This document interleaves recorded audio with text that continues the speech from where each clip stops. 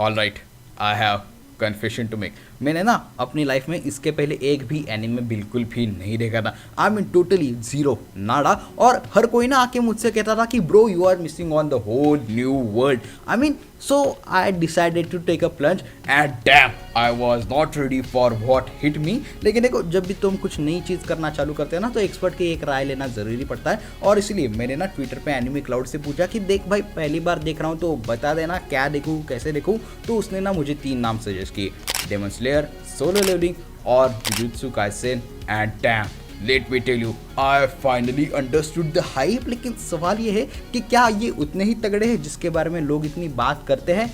Well, इसी के बारे में हम इस वीडियो में बात करेंगे। वेल, सबसे पहले अगर सोलो लेवलिंग के ऊपर बात करें ना, तो भाई साहब जैसे जैसे मैं इसे देखता गया ना, मैं इससे लिटरली एडिक्ट ही होता गया। और मैं, तुम खुद ही सोचो, हर दिन उठो, तुम सबसे कमज़ोर आदमी हो, सब तुम्हें हल्के में ले रहे होते, और फिर एक दिन बूम, तुम्हें एक ऐसी पावर मिलती है जिससे तुम खुद को अपग्रेड कर सकते हो। आई मीन ये एनिमे जैसे गेमर्स के ड्रीम की तरह ही फील हो जाता है।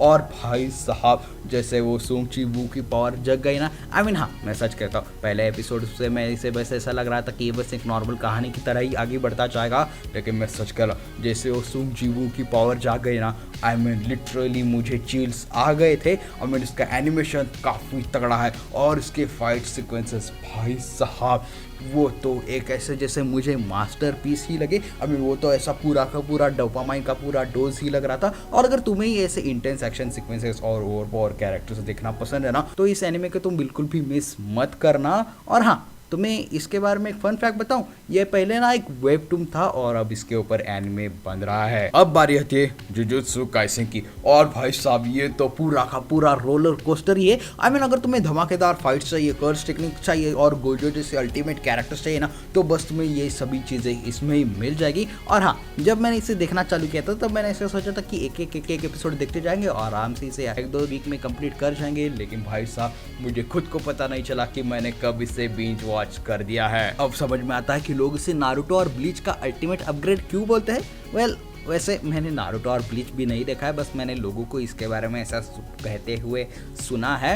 वेल, वैसे आपको जुजुत्सु काइसेन के बारे में भी एक रैंडम फैक्ट बताऊं, तो इसमें मेन कैरेक्टर यूजी इतादोरी को जिसने वॉइस एक्टिंग दी है, जिसने उसकी डबिंग की है ना, उसी वॉइस एक्टर ने अटैक ऑन टाइटन में फाल्को को भी आवाज़ दी है। Well, it's just a random Google fact. और अब बारी आती है उस एनिमे की जिसे लोग गोट एनिमे कहते हैं, I mean Demon Slayer. I mean कई सारे लोग को मैंने सुनते हुए कहा कि it is one of the best anime till date. So मुझे देखना ही था कि इसमें क्या है।